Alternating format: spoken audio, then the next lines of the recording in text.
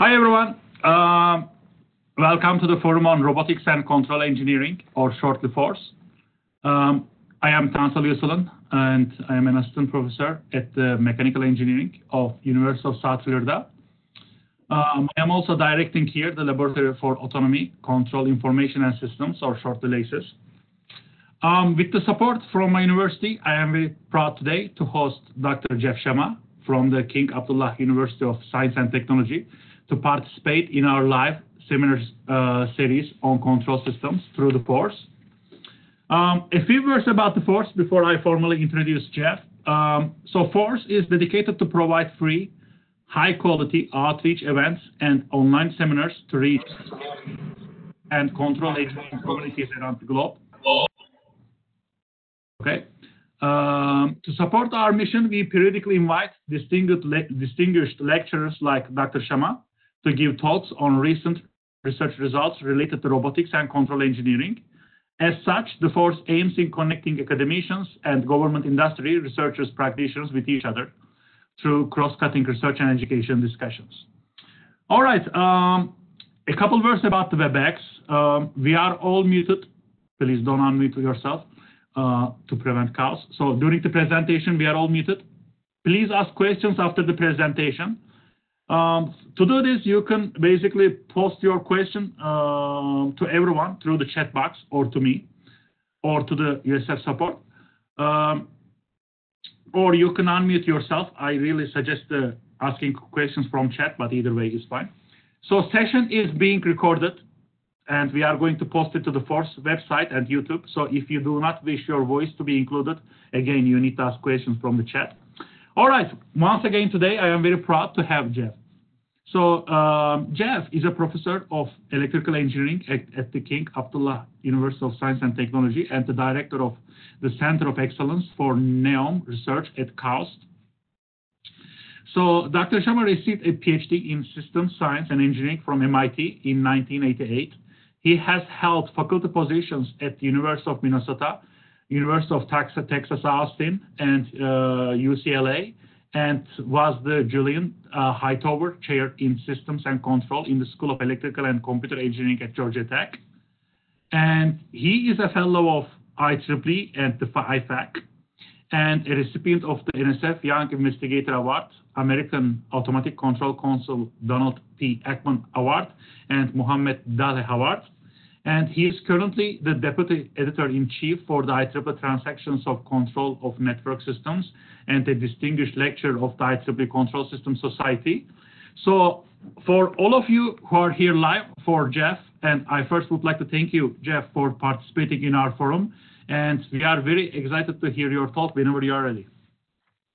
Thank you very much, Tansel, for the invitation and the introduction, and really congratulations to you for hosting this series. It's an outstanding service to the community, and we're all beneficiaries. And I hope that this lecture can be one more addition to your collection.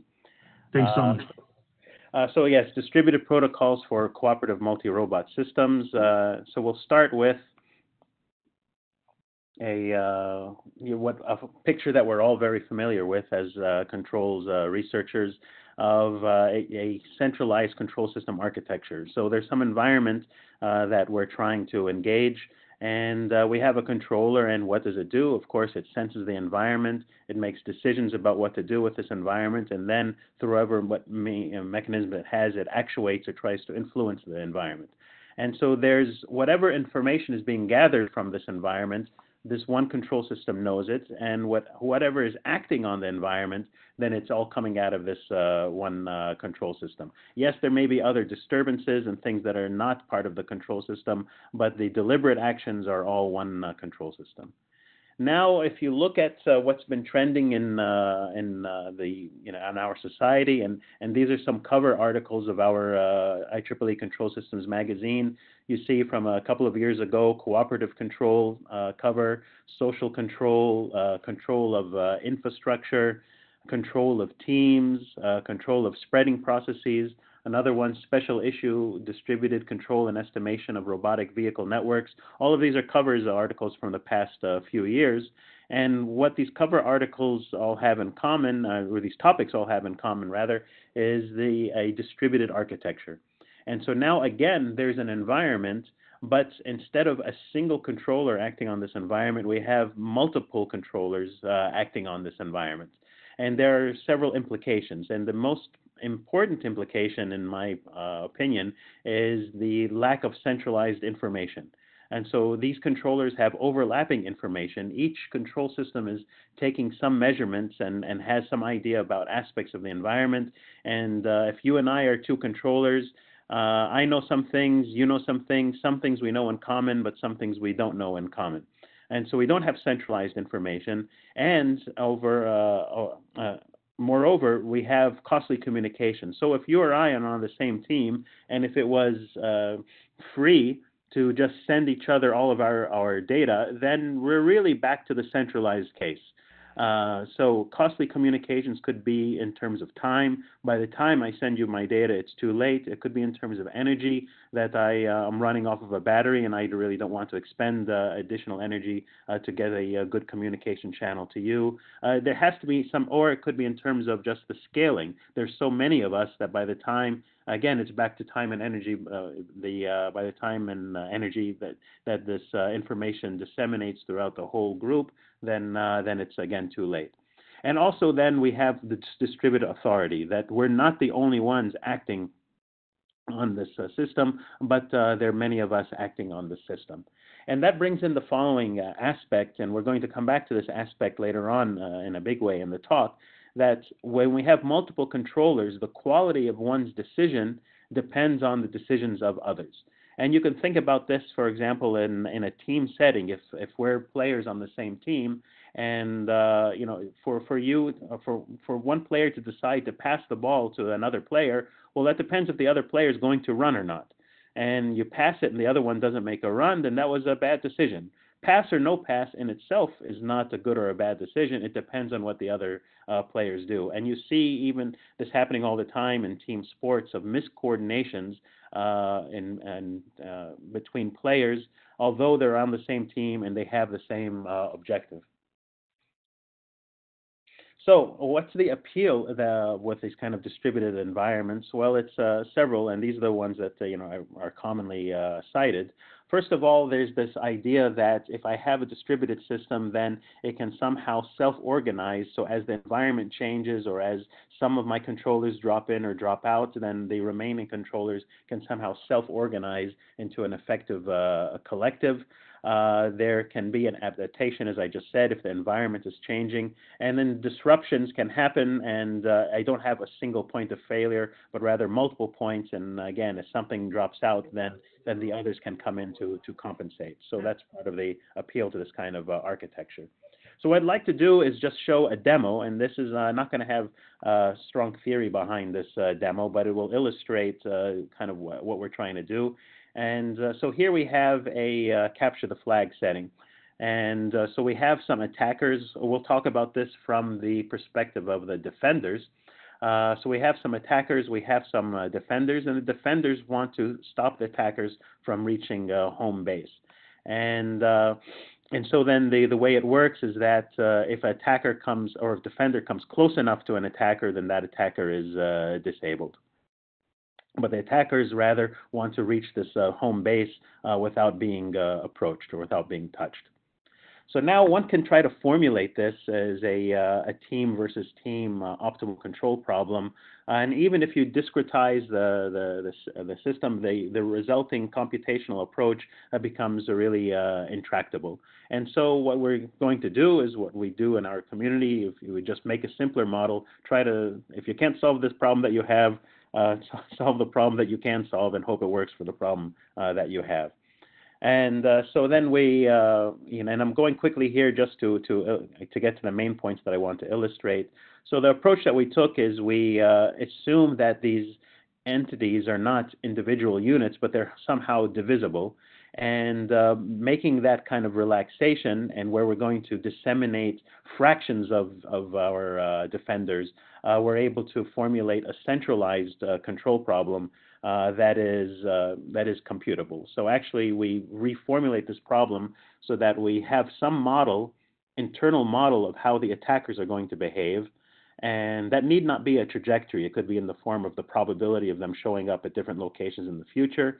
And then we formulate a linear program that has two parts.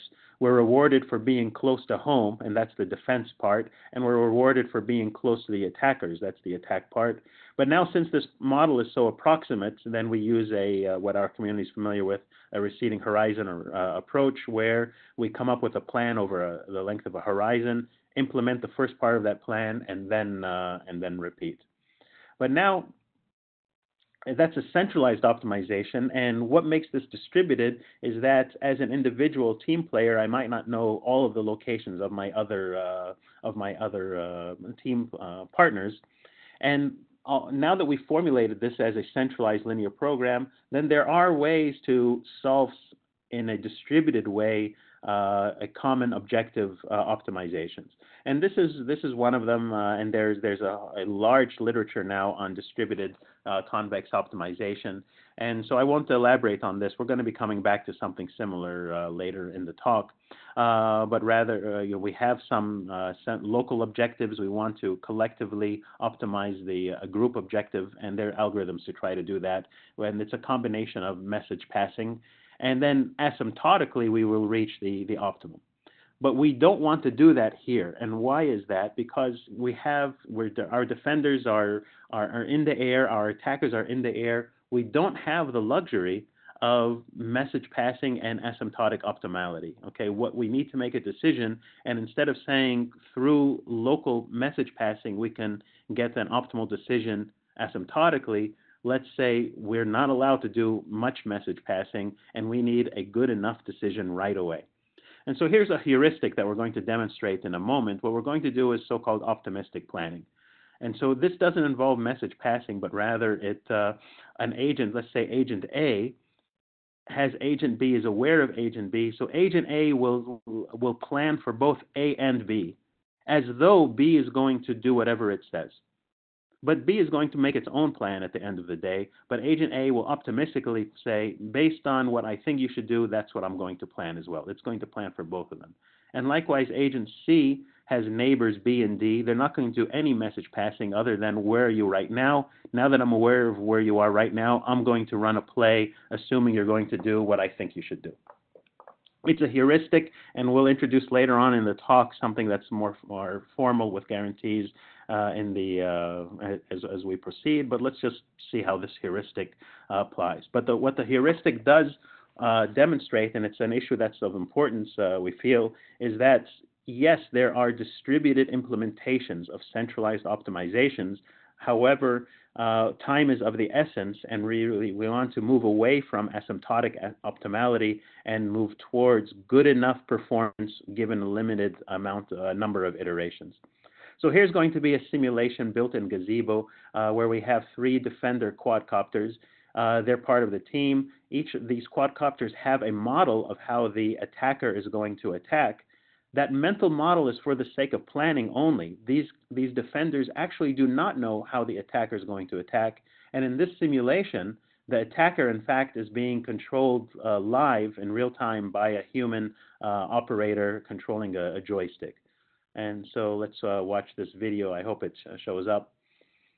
And so now the human is moving to the right, trying to make a move, moves in, and now once the defenders are close enough, then the attacker is considered disabled.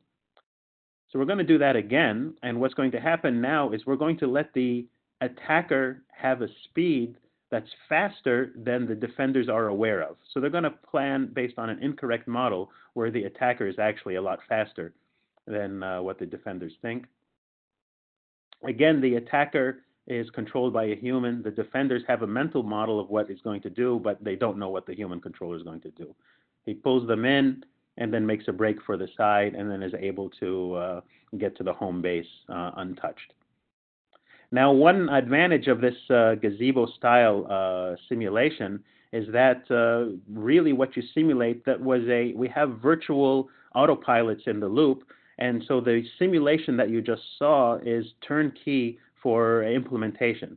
And so here's going to be an illustration of an outdoor trial. This is in KAUST. This is a typical sunny day in KAUST. That's the good news. The other news is it's steaming hot, and it's going to be about 40 degrees typically, or in the summertime, or 104 degrees in Fahrenheit. But it's sunny, and so we can fly and stand in the shade. So here at the bottom, you have the human-controlled attacker, and here we have, these are the flying linear programs executing the algorithm that I just mentioned. And so here we have the home base in the middle, and the human-controlled attacker is going to try to make a maneuver, but the way they self-organizing into their defense, solving these linear programs, they're able to engage. And for further information, you can see these publications.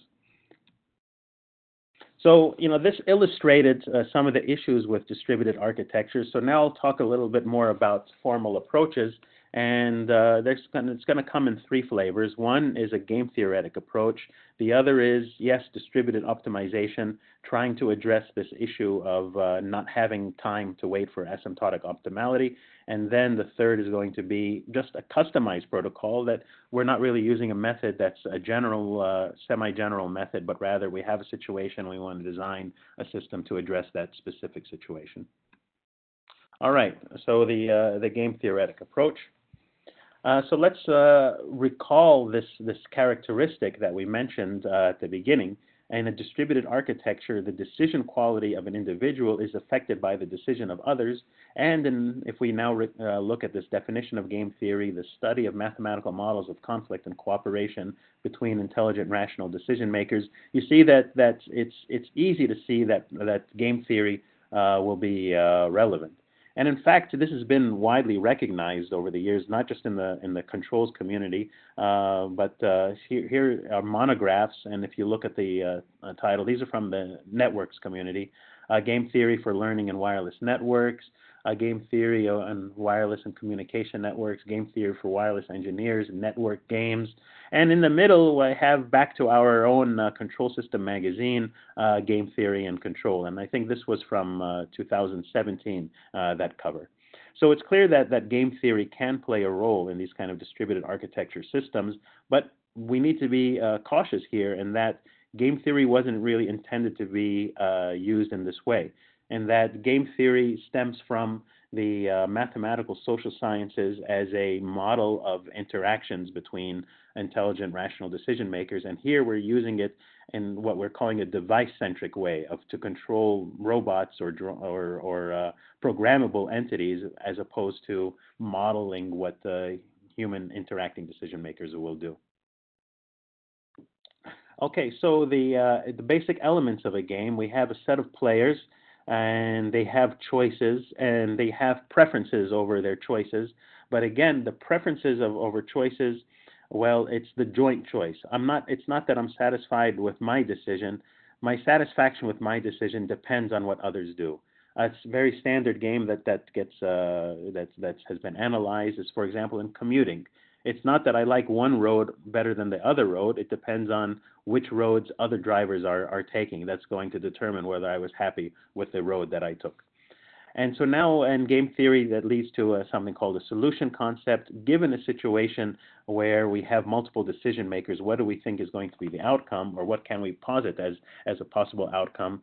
And a very well-known model is the Nash equilibrium, where everyone's choice is optimal given the choices of others. So if all of us in the seminar are engaged in a game and we all made a choice, how do we know that we're in a Nash equilibrium? Well, let's go around the room one by one and say, this is what others did, this is what you did, are you happy with your choice?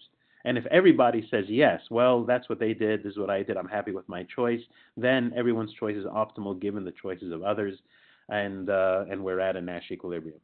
I just want to mention that Nash equilibrium isn't the only show in town. There are other solution concepts. And also, what we're talking about here is non-cooperative game theory, and that's not the only show in town. There's also a branch of game theory called cooperative game theory that can also be relevant. So now that we talked about Nash equilibrium, there's another strand of game theory that talks about learning or evolutionary games. And interestingly, there's we're coming in control systems. We were familiar with dynamical systems. Generally, we don't say the word equilibrium until we have dynamics. These are the dynamics. What is the equilibrium? Okay, the equilibrium is when the pendulum is straight up or when the pendulum is straight down. We started with dynamics and that said equilibrium. But here we have Nash equilibrium without stating what were the dynamics. And that's what this line of learning or evolutionary games discusses, is how could players, not necessarily how do they, but how could they arrive to something like a Nash equilibrium. And these two quotes, I like them very much in that if we, in terms of the recognition that there had to have been some dynamics in the first place. So one is by Kenneth Arrow: the attainment of equilibrium requires a disequilibrium process. What's a disequilibrium process? In other words, dynamics. There was something where we were out of equilibrium and somehow we got into equilibrium. And the second quote: the explanatory significance of equilibrium depends on the dynamics. If we want to believe in equilibrium as an outcome, then we need to believe in dynamics as the thing that got us there. And there's a whole line of work on evolutionary games and learning in games, and you can look at all of these monographs, and the titles are all suggestive. There are also a couple of surveys on the topic, and also I have a survey with Jason Marden on game theory and distributed control, which talks a lot about how to use game theory for these kinds of distributed decision architectures and through learning dynamics as well. So we're going to just touch on that here and give an illustration and then move on to the other directions. So again, we're moving away from the human-centric model of game theory, where you have stylized models of societal situations. The emphasis of those models is more on insights and not really on predictive models of this is how humans actually behave, but rather this is a model that captures a scenario and we can learn from it. And then it's not necessarily a prescriptive design tool, but there are exceptions. In particular, auctions and matching problems are an exception where game theory is commonly cited as being a prescriptive design tool. But rather, we're in the device-centric implementation. And what are we going to do? Since these are programmable devices, we're going to use game theory to design our algorithms. So we have some desired collective behavior. We're going to treat these robots as players in a game. We're going to design what are their incentives. We're going to design how they evolve. And hopefully what's going to come out is a collective behavior that's a desirable collective behavior.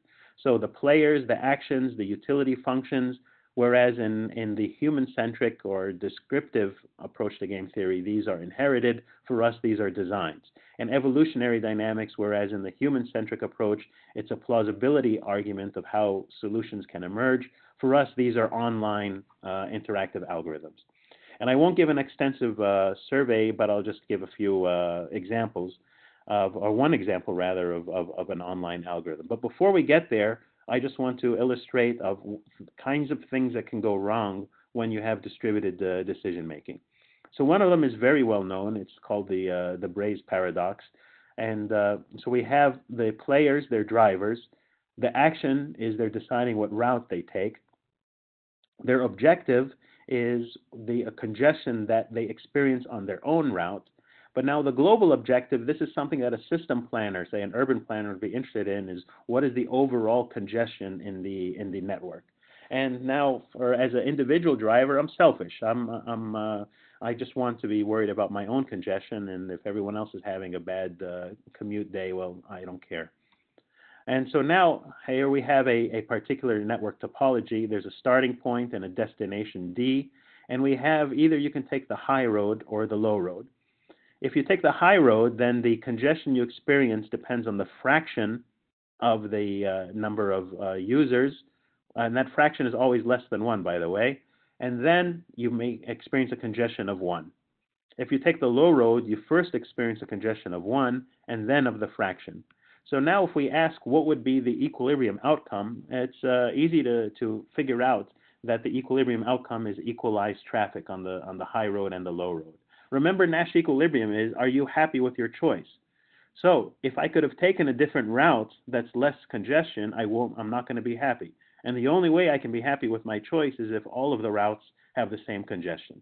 So that's the result.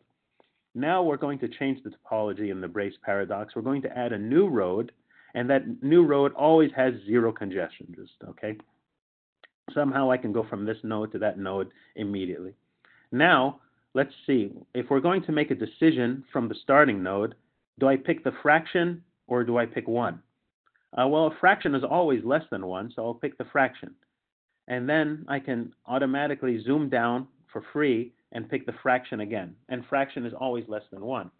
So now what happens is that all of the drivers use that analysis and say, I'm always going to pick the fraction because the fraction is always less than 1. And as a result of distributed decision making, then where each driver is selfish, then we have that adding a new road, and this is the paradox, adding a new road resulted in worse congestion for everybody.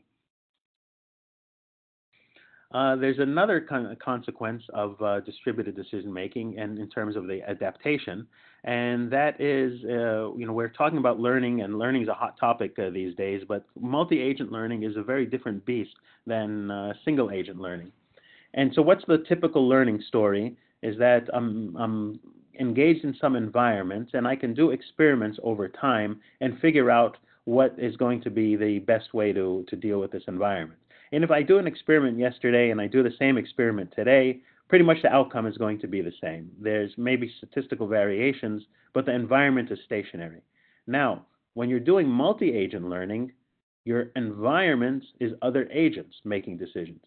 And these other agents are doing learning, and as a consequence, the environment is not stationary from the perspective of any single individual because you're learning in the presence of other learners.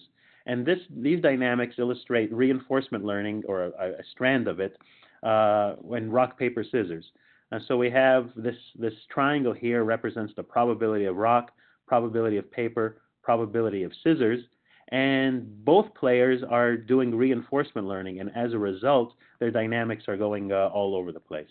They're just, in fact, is chaotic behavior. If this converges to an equilibrium, then this trajectory would somehow find its way to the middle, where the equilibrium of rock, paper, scissors is 1/3, 1/3, 1/3 equal probability for each of the choices.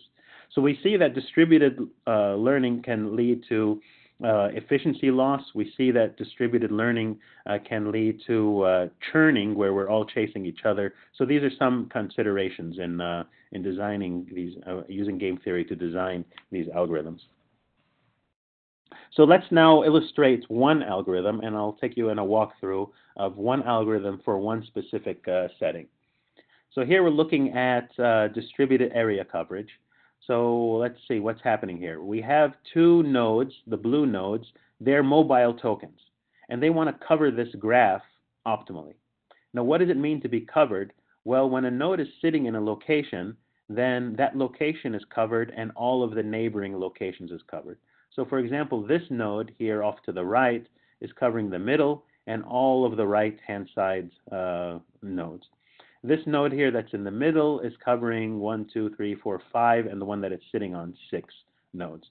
So the players are these mobile nodes. The actions, they need to decide where they want to go. They would like to cover as much as possible. We're going to modify that in a moment. The system planner wants to cover as much as possible. The individuals want to cover as much as possible individually, and they have to move along this graph. Now, you and I, we all see this graph from a bird's eye view, but they don't really see this graph from a bird's eye view. And so what we would like to do is somehow move this central node off to the left, because that would be optimal coverage. But now from the perspective of the central node, let's see, what do we say it's covering? 1, 2, 3, 4, 5, 6. If it moves down, it's not covering as much anymore.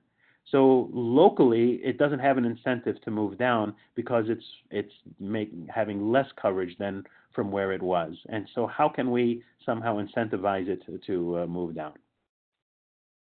So we're going to do two things. The first thing is we're going to change its local reward. And the local reward is not going to be how much am I covering, but rather how much am I exclusively covering. In other words, what is my coverage what is the loss of coverage if I were to disappear? Okay, so that's the global objective with me minus the global objective without me. That is my marginal contribution. So if we again look at this picture, we see that this node in the northeast corner, the top corner, is covered by both. And so now neither node gets credit for covering that the top corner. Why? Because it's already covered. So if they were to disappear, that thing is already covered. If one of them were to disappear, it's already covered. So neither one gets credit for that top corner. Now we've incentivized them. We've built our utility functions, and now we want to give them an algorithm. And the algorithm is going to have an element, as you might have guessed, of exploration versus exploitation. Here I am sitting in a particular node. I'm going to pick one of my neighbors and ask the question, should I move to that neighboring node? Well, if my performance is superior at that neighboring node, I'll take it. Not take it definitely, I'll take it with high probability. And if my performance is inferior at that neighboring node, well, I'll take it with low probability. So that's the exploration. Every now and then, our mobile tokens will do a move, even though it's a bad move. So one can do an analysis of this and show analytically that in this approach, that the agents will spend most of their time at maximal coverage. And let's see, just a little bit of a comment of what are the resulting tools. Here now we have our agents and the optimal coverage. With this other agent was able to migrate down and then over. We can show analytically that they will spend most of their time in this configuration, although they never turn off exploration. So they will perpetually move around, always looking for if maybe the graph is changing or agents have dropped out. They'll always move around, but they'll spend most of the time in their configuration. And we do some analysis that addresses this in terms of this is a Markov chain and what is the characteristics of the stationary distribution of that Markov chain. That's all I'll say about that. So let's see another couple of illustrations. Here we have the same setup, and this is where the tokens are. The green means it's covered, but by a neighbor, not by a token sitting on it. So we're going to have here exploitation without exploration. So agents will only move if it's advantageous, and what happens is, well, after a while, they just stop moving, okay, because there's no point in me moving if it's not a superior location. And here we have on the right, every now and then agents will move even though it's an inferior location, and you'll see that they're going to spread themselves out over the graph. Again, you and I see what's happening from a bird's eye view. These agents are only making local decisions based on their local perspective of the graph. No one agent knows this whole graph or the number of agents or anything. Other than it's this local analysis of exploit and explore using where am I and what's happening nearby. So now we have a variety of kind of extensions of this idea, and I'll just again show an illustrative simulation. This is a visualization, a physical visualization of a simulation, and what's happening here is that the environment is changing, and we still have the agents tracking the optimal coverage of that environment. What you see here is the virtual footprint of a sensor, and then if our footprints overlap, then we communicate with each other so we can assess the impact of moving. And you'll see some, again, exploration versus exploitation. This one agent off to the left looks like it's lost, but for all they know, there may be another hot spot over in that side. So they never turn off the exploration, and as a result, they're able to track a drifting environment. I'll skip this illustration. We can also apply similar ideas to resource allocation. So here we have vehicles. We want to send these vehicles to different destinations or targets, and this vehicle can reach. They may have overlap of which targets that they can reach. There's some advantage of visiting targets together, depending on vehicles may have complementary capabilities. So they could be heterogeneous targets, heterogeneous vehicles, limited range, overlapping range, and one can again formulate this as a game. The centralized planner wants to maximize the reward for distributing the vehicles to these different targets. And then that's what the centralized planner wants to do. We incentivize the vehicles with, again, this marginal impact of how much coverage is happening with me, how much coverage is happening without me.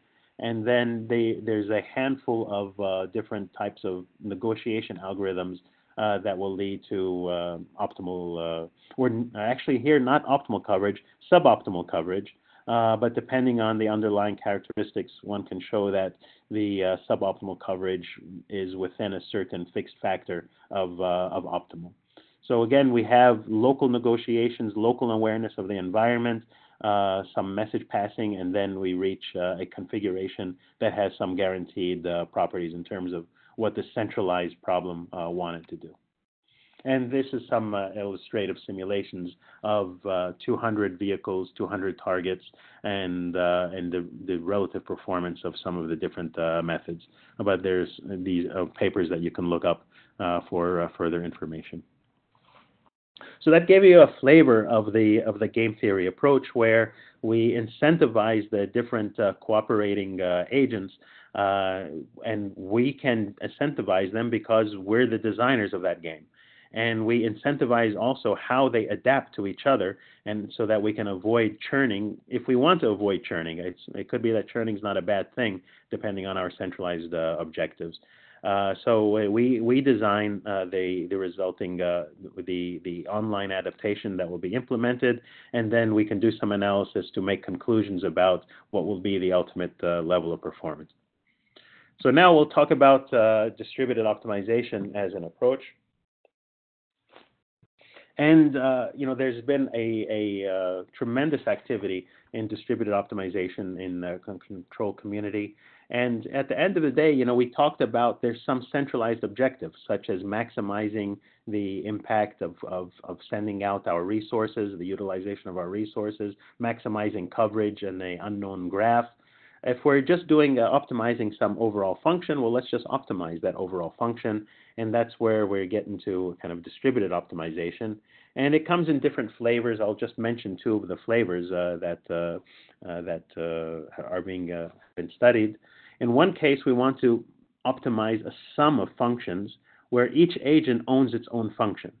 So if we wanted to do a gradient descent, we wouldn't be able to do a gradient descent because each agent only knows the gradient of its own function, but we're trying to figure out what the collective should be doing based on just a knowledge of one piece of the objective function. In other cases, it looks like this, where agents own their own decision. In the previous case, each agent is trying to decide for the whole group. Here, agents own their own decision, but there may be, and we want to, again, optimize our sum. If you just look at the sum, it looks like it's completely decouples, but there are some coupling constraints where, like, a typical coupling constraint is one that we have in the linear program that we talked about earlier, that two agents can't occupy the same cell. Okay, so they have to spread each other out. That could be a coupling constraint. To illustrate, types of optimizations that fall under this framework, this is an illustration of trying to classify data. And if you had two data centers with all of the data, rather if the data was centralized, then one can run various algorithms to try to classify this data. But the issue is that some of the data is in one data center, some of the data is in another data center, and there's too much data to just try to send all of the data to a centralized decision maker to do the classification. So how can they agree using their own data and some message passing on what the resulting separator or classifier should be? So that's the first flavor, where each agent owns its own function. And it's expressed in this way, where each agent owns its own data. Now, what's that case where they own their own decisions, but decisions are coupled? And I already mentioned this, is say I own my own trajectory, but our decisions are coupled in that I can't be where you are because we're not allowed to collide. So there could be kind of a coupling constraints between the two. So those are two different flavors. And so there, as again, to give some representative algorithms, this is one that I mentioned before that's been analyzed extensively, and various extensions of this algorithm have been analyzed, where we do a local gradient descent, but each local gradient descent uses some message passing with our neighbors of what do you think the answer should be, what do I think the answer should be, let's mix what we think the answer should be, and then I'll do a local gradient descent based on that mixed version. And yes, this is a inadequate presentation of that methodology, but I'm just presenting it for the sake of completeness. Now, in the second flavor, where agents have coupling constraints, then there are things such as classical methods such as dual decomposition. What this graph shows is that two agents talk to each other if they share a coupling constraint. So one agent talks to another agent when they share a coupling constraint. So if there's a kind of a sparse underlying graph, then there's sparse message passing to try to solve the resulting decomposition. But if we're all coupled to each other, then everybody has to talk to each other in both flavors. But in particular, in dual decomposition, everybody has to talk to each other if we're all constrained by each other. So we're going to present something that builds on that optimistic planning that I mentioned at the beginning of the talk on for multi-vehicle trajectory optimization. So here our vehicles are trying to position themselves in such a way that they minimize the energy of an underlying communication network, where energy of transmission grows as the power of or is modeled as the power of the distance between two nodes. But there's also the energy it takes to get to a particular location, and that grows as the power of the control variable. And so this is the collective optimization that they're trying to solve. I own my own trajectory, but now we're going to use dual decomposition to try to solve this problem. And so first, before we get there, we're going to turn this optimization problem into a one-step look-ahead problem. And if you've taken optimal control or dynamic programming, you know that multi-stage optimization can be rewritten as one-stage optimization if you have the right terminal penalty, which is the optimal cost to go. So now, instead of doing a multi-stage trajectory optimization, we're doing a one-stage optimization. But here's a problem, because although we were controlling our own trajectory, this terminal term couples all of our costs. And so now, if we were going to do something like dual decomposition, we all have to talk to each other because of this final term. So what we're going to do is we're going to not try to solve the optimal problem, but impose replace this terminal cost with a terminal cost that was more friendly to dual decomposition. But as a result, we're changing the terminal cost. We're not solving the optimal problem anymore. But can we say that what we're solving is good enough, and can we give a bound on that good enough? So that's exactly what we do.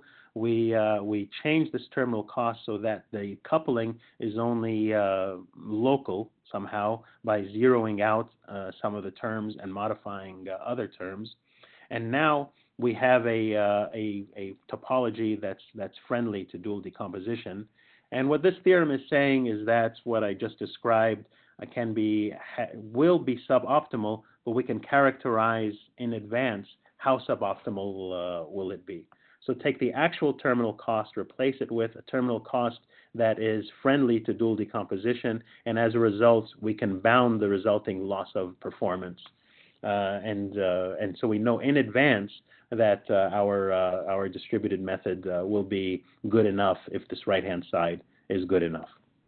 And here we have some illustrative simulations. And what I think is interesting about this simulation is that, yes, dual decomposition requires iterations, which gives asymptotic optimality. But in our simulations, actually, we don't run many iterations. We just run two messages that are passed, and that turns out to be good enough if we compare the resulting trajectories in terms of what would have been optimal versus what is friendly to dual decomposition, and with a very small number of iterations to do dual decomposition.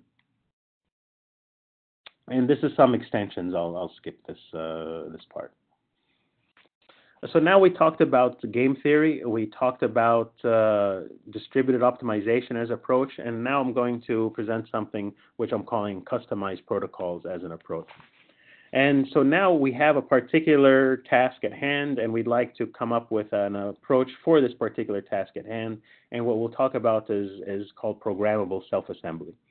So in programmable self-assembly, you have a bunch of units that we would like them to assemble themselves into a larger unit of a desired shape. So how can we program them and give them rules to form bonds or break bonds in such a way that as they bump into each other, then they eventually form this desired overall shape? And one of the restrictions we're going to put on these rules is that they have to be local. So what do we mean by a local rule? These individual units have internal states, okay? And the internal states get updated whenever they form a bond or whenever they break a bond. So for example, here I have three B's and there's an A trying to join the B. Well, who changes their internal state? Just the elements that were involved in that bond. Another A comes along. Who changes the internal state? Just the elements that were involved in that bond. We're not going to allow that if I'm in a line of 1 million elements and somebody joins the line at the other end, that I eventually find out. That's the local rule. Okay, so then what's happening at one end of the assembly that information doesn't get propagated to the other end of the assembly. I'm oblivious to if somebody joined the other end. And you see that here, these at the very bottom, these two B's never change their internal states. Two atoms have joined, but they weren't involved, so they're not allowed to change their internal state. So here we're going to walk through a particular algorithm, and the algorithm is a simple one. If I'm a unit, if I'm an atom, if I have a vacancy, I'll accept a bond, and if I don't have a vacancy, I'll reject. And so let's see how that algorithm is going to play itself out. Here we're trying to make a plus sign. And what they're going to do is they're going to move around. And you see what's happened here is that if your video is aligned with mine, I have the beginnings of a plus sign. One of them is the center. The center has, when they've made the bond, then it had 3 more vacancies. It added someone, so now there's only 2 more vacancies. Great, so we're on our way to making a plus sign.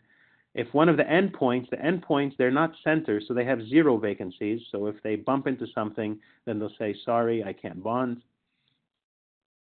And it goes on, and we're on our way to making a plus sign, except here. So now we see that a plus sign will never be formed because we're trying to make 2 plus signs when we only have enough material to make 1 plus sign.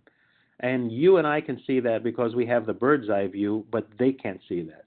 And what are we going to do? Well, we're going to do exploration versus exploitation again. Every now and then, even nothing is apparently wrong, we're going to break a bond. So let's let this video play out.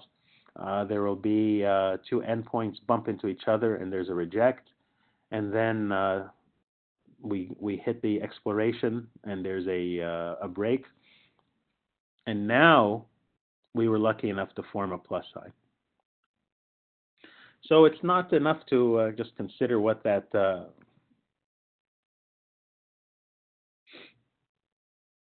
we'd like to kind of analyze this algorithm, and what we were intrigued by the following outcomes of simulations. If we had 10 atoms, we saw our simulations would build 2 plus signs. If we had 11 atoms, we expected 2 plus signs and 1 floater, but we would get 3 incomplete assemblies, and this kind of structure would persist. And it turns out that with a little bit of analysis, and interestingly, it's the same Markov chain analysis that I presented with the area coverage problem, in that we can say that this algorithm will spend most of its time in a state where you have the fewest number of assemblies. So now with 10 atoms, how many assemblies can you have? You can have 10 units, or you can have 5 pairs, or keep on going down, down, down, or you can have exactly 2 completed units. What's the smallest number of things that you can have with 11? Well, the smallest number of things is 3. So these 2 configurations, 1, 2, 3, another configuration, 1, 2, 3, they're both persistent. But what this also tells us is that if I had 1,000,000 atoms, then the number of throwaways, the number of incomplete assemblies, is always going to be, for plus signs, at most 4. There's a kind of a intuitive explanation of why this works. Remember, we're always flowing towards fewer and not more. So here we have 5 doublets on the right-hand side. What does it take to go from 5 to 4 units? It takes 1 rare event. And what is that rare event? These 2 atoms break their bond, and then they join here. What does it take to go from down to up? If I want to go from 4 to 5, I need 2 rare events. This to break, two atoms, two bonds to break. That is less frequent than 1 atom, one rare event. 2 rare events is less frequent than 1 rare event, and so there's this stochastic flow to fewer rather than more. And that intuition, actually, we can capture analytically. We have more sophisticated algorithms that are analyzed in the same way. That actually they will always form the maximum number of possible assemblies, and I'll just skip that. And one thing that we're now investigating is trying to actually build some experimental apparatus to try to do this bonding and breaking. And right now we have some design called the USBot, which is able to do, through its internal magnets and internal Arduino, where we program our control algorithm, these bonds and breaks according to the protocols that we've described before. And with that, I'll conclude. We talked about distributed coordination, multi-agent or decentralized or distributed architectures for control, and we presented kind of 3 flavors of algorithms. One where we spent the most amount of time is the game theoretic approach. The second is distributed optimization, and the third is customized protocols. I will give a pitch for a short course on the game theoretic approach. There's a European graduate school in controls where they have a sequence of 1 week long short courses in different topics. And in the middle of April, there will be a short course on game theory and distributed control that will be held in KAUST. And the upcoming e-letter should have information about that if you're interested in attending that short course. Last year was held in south of Paris, and next year will be held in KAUST. And so we talked about the trade-off between real-time decision-making, near-term performance versus asymptotic optimality. We did not talk about physical coupling. Our agents were coupled in the sense that what I do influences what you do, but none of our agents, except for the self-assembly and programmable self-assembly, were coupled physically, where 2 arms are picking up the same object, for example.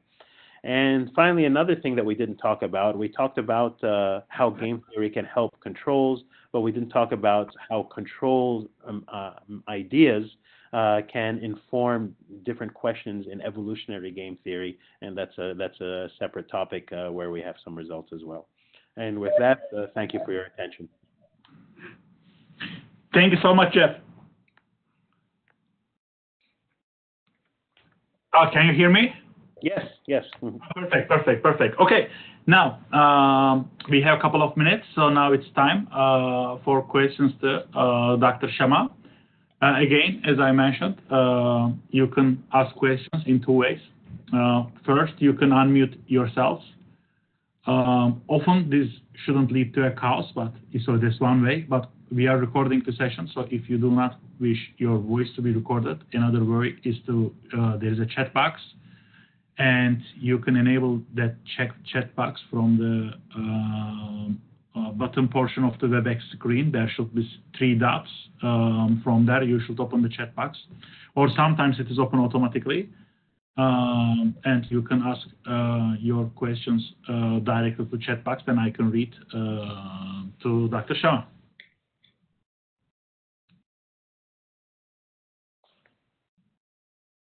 So, Jeff, so while waiting for the questions, I would like to say sometimes, our speakers, and you also had this, I mean, this is, you are the first time presenting for the second time here after a couple of years. So this also means that our forum getting older, which is nice. I mean, over the years, not very old, but thanks for your time.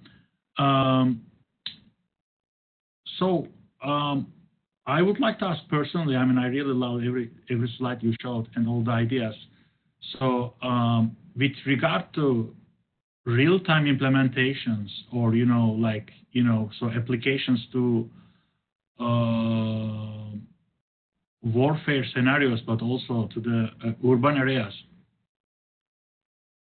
where do you see the future of swarms? I am also doing, a lot of swarm research, and certainly it is important, and this can support a lot of warfare scenarios as immediate applications. With regard to applications in urban areas, what do you think the challenges are? I mean, of course, excluding FAA and all this stuff. Mm-hmm, mm-hmm. I think that our interest here is has been in this moving away from asymptotic optimality. So if you think about what most work, or if you consider most work in distributed optimization, one part is elastic and the other part is inelastic. So what's inelastic? I want to be within epsilon of optimal. And then the elastic part is, well, how long will it take me to get there? Or how many messages do I need to pass to get there? So that's the flexible part. But I need to be within epsilon of optimal. But now we'd like to consider, how do you flip that and say, the elastic part is how good can I do? How well can I perform? And then the inelastic part is you have a fixed number of messages to pass, or you have a fixed amount of time in which to figure out what to do. And again, in these kind of real-time, time-critical situations, asymptotic approaches will not be adequate. Now, it's easy to state that problem. It's a very hard problem to consider in a formal way of, and probably has some kind of computational complexity considerations as well. But I think we need to move in that direction of the elasticity being on how well can I do. The inelastic part is it has to be a fixed amount of time or a number of messages passed. No, I agree. I mean, in terms of asymptotic optimality versus real-time, near-time. So, no, I agree. I mean, asymptotic can be hard to achieve in general as well. Now, one can also argue, though, that on the other side is, that's, and this is a fair comment, is that, that's a moving target. Right? Like one of the things that we wanted to insist on when we showed that video of the outdoor implementation is whatever algorithms we're doing, we want to have all onboard sensing, all onboard communication. And then that was the case in that computation, all onboard computation. So in that case, the simulation I showed at the beginning, each of the drones has on board an Odroid, which is a Linux box, which is doing the optimization and making decisions and controlling the local autopilot. But technology is evolving, of course, and what's considered real-time and near-term today won't be the same as tomorrow. But yeah, I don't think that will make the methods or the issue go away. It'll just be, we'll be expecting more kind of performance out of the limited time that we have to make a decision. Yeah. One question from the audience. Let me try to expand this. Okay. So from John Cooper, do you see anything promising from the recent results in reinforcement learning? You sounded somewhat pessimistic in your presentation with regards to learning in the presence of other learning agents, but DeepMind's AlphaZero has been able to learn Go and chess only from playing against itself. It seems like larger multi-agent systems are a natural expansion. Mm-hmm. Yeah, you have to make a difference between zero sum and non-zero sum. And yes, the example that I showed was a zero sum setting of both agents playing rock, paper, scissors. But in zero sum, although it's multi-agent, it really isn't. It's one versus an environment, and where that environment, one can make a worst case assumptions on that environment. We're back to a single decision maker. So the examples that you pointed out are impressive, but they're specific to zero sum games, and one can argue that zero sum games are really single sided decision makers, decision scenarios. And in fact, in control systems, and for example in robust control, that can be formulated as a zero-sum game where we want to have optimal performance in the presence of disturbances, or optimal performance in the presence of modeling errors, and adaptive control has been successful, and that's again evolving, playing against a environment where we're presuming the worst can happen. So your point is well taken, it's well delivered, but zero sum is a different thing than multi-agent cooperative settings. Thanks, Jeff. So Jeff, so if our audience has more questions, can they ask it through email? Gladly, yes. Thanks a lot. So one more question, but probably that's to me. I missed a portion of the presentation where I can find the recording. So my student Emre is helping me. So we are planning to post it within a week, hopefully. So, and this is the, So we are going to post Dr. Shamma's talk. Also, we are going to post the last talk by Dr. Peterson at the same time, which has been delayed. And Jeff, with this, for the second time, I would like to thank you a lot. And thanks for the time. I know you are extremely busy. And thanks for the invitation. I was glad to participate again. Okay. All right. And with this, thanks a lot, Jeff, again, and thanks everyone for attending. And this was the last talk of fall, and we'll continue in spring. And Happy New Year to everyone. All right. And see you, Jeff, at the CDC. Bye. All right, take care.